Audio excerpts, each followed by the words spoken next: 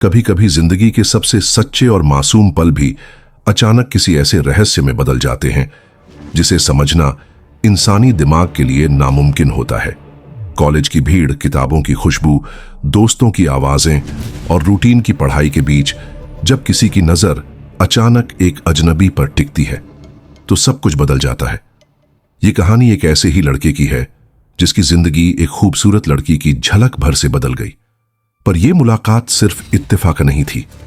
इसके पीछे छिपा था एक ऐसा रहस्य जो उसकी रूह तक हिला देने वाला था। कहानी आदित्य, जो कॉलेज के टीचर और स्टूडेंट्स के बीच एक सीरियस और इंटेलिजेंट बॉय माना जाता था, अपनी लाइब्रेरी और क्लास के बीच की जिंदगी में पूरी तरह डूबा हुआ था। दोस्त थे मगर बहुत कम। अक्सर वो कैंपस के कोने में बने पुराने स्टडी हॉल में बैठा किताबों के पन्नों में खोया रहता। उसकी आंखों में हमेशा एक बेचैनी सी रहती थी, जैसे कोई अधूरी तलाश। एक शाम जब क्लास खत्म होने वाली थी और खिड़की से आती हल्की धूप धीरे धीरे बुझ रही थी, तभी उसकी नजर उस लड़की पर पड़ी। वो लड़की पहली बार उस क्लास में आई थी। सफेद दुपट्टा, हल्की मुस्कान और आंखों में एक अजीब सी चमक। उसकी मौजूदगी इतनी खास थी कि बाकी सब ब्लर हो गया। आदित्य ने देखा कि उसने पीछे वाली बेंच पर जगह ली और बिना किसी से बात किए सीधा बोर्ड की तरफ देखने लगी। उसके चेहरे पर एक ऐसी मासूमियत थी जो किसी भी लड़के का दिल पल भर में जीत सकती थी।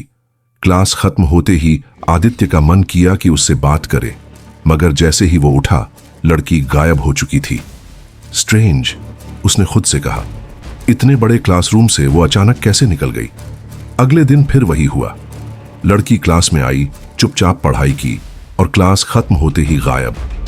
आदित्य ने उसे रोकने की कोशिश की, मगर हर बार उसकी आंखों के सामने से जैसे हवा में घुल जाती थी। धीरे धीरे आदित्य का ध्यान पढ़ाई से हटने लगा। उसका हर दिन अब सिर्फ उस लड़की के इर्द गिर्द घूमने लगा। रहस्य की शुरुआत एक रात आदित्य अपने कमरे में बैठा था। बाहर हल्की बारिश हो रही थी और बिजली बार बार फ्लिकर कर रही थी। उसने अपनी किताब बंद की और अचानक उसे वो लड़की याद आई। उसने तय किया कल वो हर हाल में उसका पीछा करेगा। अगले दिन क्लास खत्म होते ही आदित्य उसके पीछे पीछे बाहर निकला। लड़की तेज कदमों से कॉलेज के पुराने हिस्से की तरफ जा रही थी, जहां अब कोई स्टूडेंट नहीं जाता था। वहां टूटी फूटी बिल्डिंग्स थीं, जंग लगे गेट और सूखे पत्तों से भरे रास्ते। आदित्य का दिल जोर जोर से धड़क रहा था। वो लड़की रुककर पुराने ऑडिटोरियम के पास ठहर गई। अचानक वो दरवाजे के अंदर चली गई।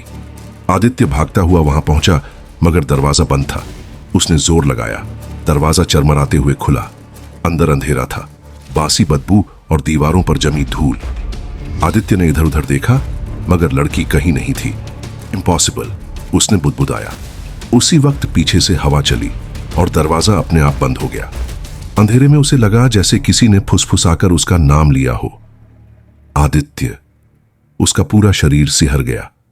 डर और खिंचाव उस रात आदित्य सो नहीं सका। बार बार उसे वो आवाज और वो चेहरा याद आता। धीरे धीरे उसकी लाइफ में अजीब घटनाएं होने लगीं। उसके कमरे की खिड़की रात को अपने आप खुल जाती, मेज पर रखी किताबें गिर जाती। आईने में उसे कभी कभी किसी लड़की की परछाई दिखती। दोस्तों ने नोटिस किया कि आदित्य बदल रहा है। उसकी आंखों के नीचे काले घेरे आ गए थे और वो हमेशा किसी सोच में डूबा रहता। एक दिन उसका दोस्त राहुल बोला, भाई तू ठीक तो है? आजकल तुझे देख के डर लगता है। तू किसी लड़की के चक्कर में है क्या? आदित्य ने मुस्कुराने की कोशिश की, मगर उसकी मुस्कान में भी डर झलक रहा था। हाँ, एक लड़की है, मगर तुम उसे नहीं जानते। राहुल ने हंसकर कहा, तो मिलवाना हमें भी। आदित्य का चेहरा अचानक फीका पड़ गया। वो शायद तुमसे कभी न मिल पाए। सच की बातें। अब आदित्य का दिमाग बुरी तरह उलझ चुका था। वो बार बार उस लड़की को खोजने की कोशिश करता। आखिरकार उसने कॉलेज के पुराने रिकॉर्ड्स खंगालने शुरू किए। लाइब्रेरी में एक फाइल मिली जिसमें पिछले साल की एक्सीडेंट रिपोर्ट थी। उसमें लिखा था, छात्रा नैना शर्मा की मौत कॉलेज ऑडिटोरियम में आग लगने से हुई। शरीर पूरी तरह जल चुका था। लोग कहते हैं कि वो अब भी वहां भटकती है। आदित्य के हाथ कांपने लगे। फाइल से जुड़ा नाम पढ़ते ही उसे झटका लगा।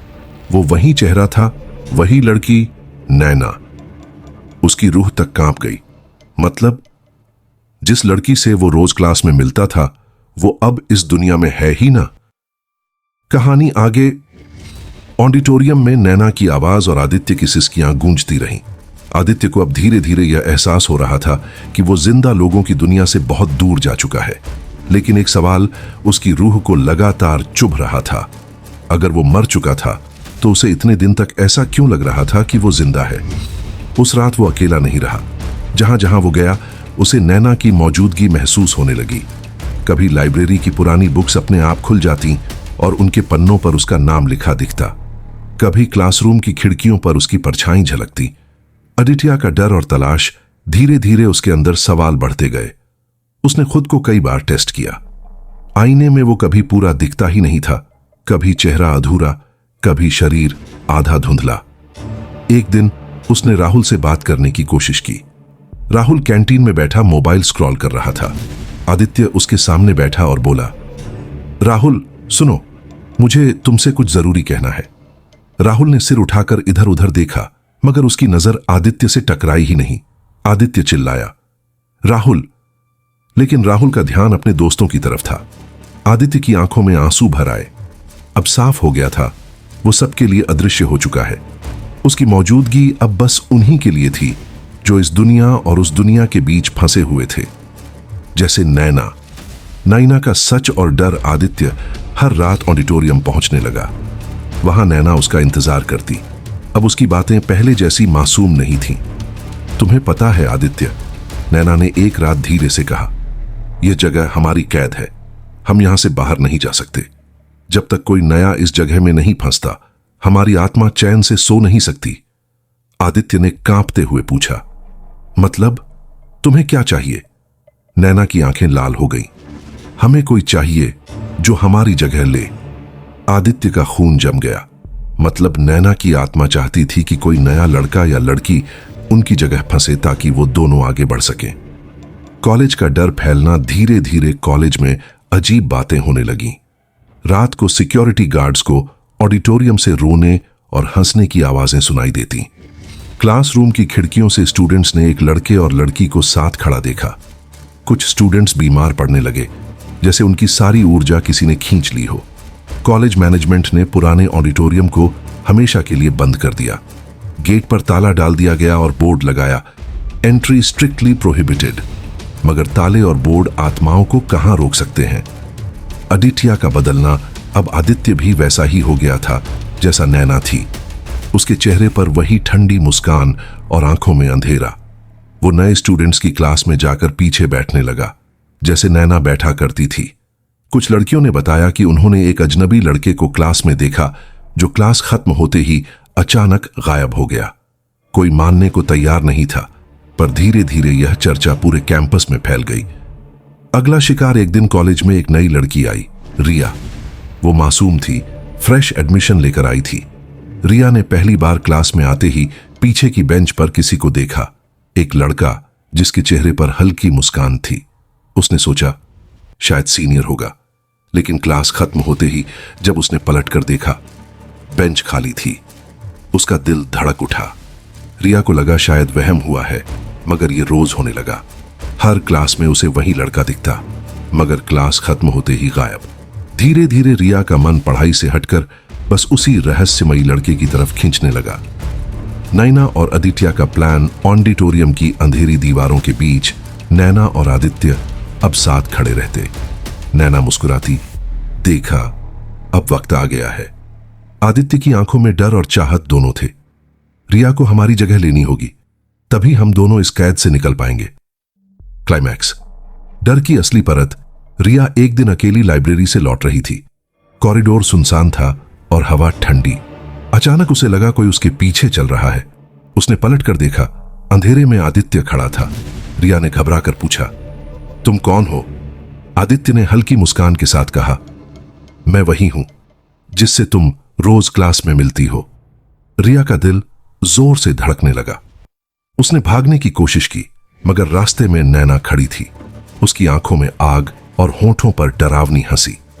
अब तुम्हारी बारी है, नैना फुसफुसाई। रिया चीख उठी। पूरे कॉलेज में उसकी आवाज गूंज गई। Open ending. अगले दिन कॉलेज में अफवाह फैल गई कि एक न्यू एडमिशन गर्ल अचानक गायब हो गई। किसी को पता नहीं चला वो कहां गई। ऑडिटोरियम रिया की गुमशुदगी ने पूरे कॉलेज को हिला दिया। प्रिंसिपल ने पुलिस को बुलाया, मगर जब जांच हुई तो सीसीटीवी कैमरास में कुछ भी रिकॉर्ड नहीं मिला। आखिरी बार रिया को लाइब्रेरी से बाहर आते देखा गया था। उसके बाद वो हवा में जैसे गायब हो गई। पुलिस ने इसे मिसिंग केस मानकर बंद कर दिया, मगर स्टूडेंट्स के बीच अफवाह फैल चुकी थी। रिया को वही आत्माएं ले गईं जो ऑडिटोरियम में रहती हैं।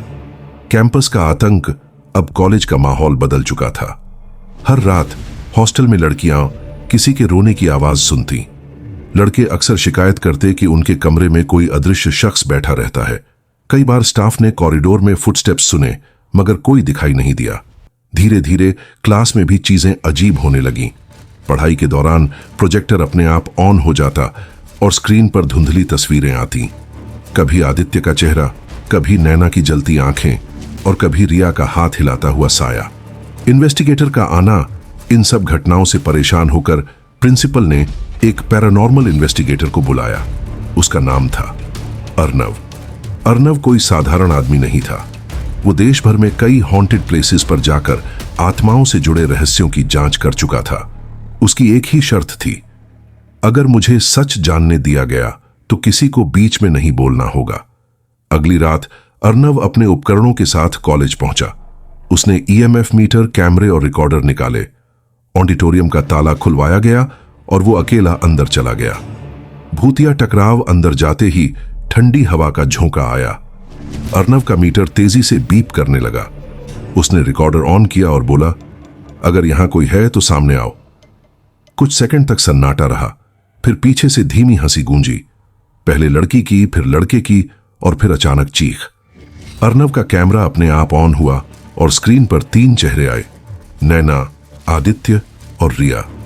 तीनों की आंखें खून जैसी लाल थीं। तुम लोग यहां क्यों फंसे हो? अर्नव ने साहस करके पूछा। नैना की आवाज आई, क्योंकि यह हमारी जगह है।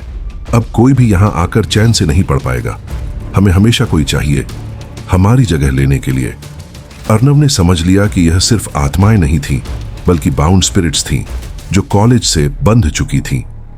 अर्नव की जंग उसने मंत्र पढ़ना शुरू किया। कमरे की दीवारें हिलने लगीं, पंखे अपने आप घूमने लगे। आदित्य गुस्से से चिल्लाया, तुम हमें यहां से निकाल नहीं सकते, हम अब इस जगह की परछाई हैं। अचानक रिया आगे बढ़ी और अर्नव के कंधे पर हाथ रखा। उसके हाथ की ठंडक से अर्नव का शरीर जकड़ गया। वो गिर पड़ा, लेकिन फिर भी रिकॉर्डर पर उसका मंत्र चलता रहा।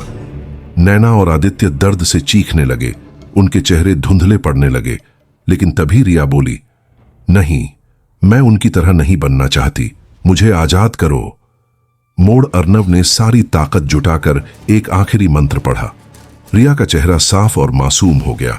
उसकी आत्मा रोशनी में बदलकर ऊपर उठ गई, लेकिन आदित्य और नैना वहीं रह गए।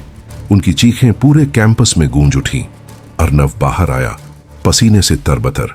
प्रिंसिपल और टीचर्स ने पूछा, क्या हुआ अंदर? अर्नव ने धीमी आवाज में कहा, एक आत्मा चली गई, लेकिन 2 अब भी वहीं हैं और अब वे पहले से ज्यादा गुस्से में हैं। ओपन एंडिंग उसके बाद कॉलेज ने ऑडिटोरियम को पूरी तरह सील कर दिया, मगर आज भी रात को कैंपस में चलने वाले स्टूडेंट्स कहते हैं कि वहां से 2 परछाइयां उन्हें घूरती रहती हैं। कभी लड़की की हंसी, कभी लड़के की चीख और कभी अचानक जलती हुई आंखें।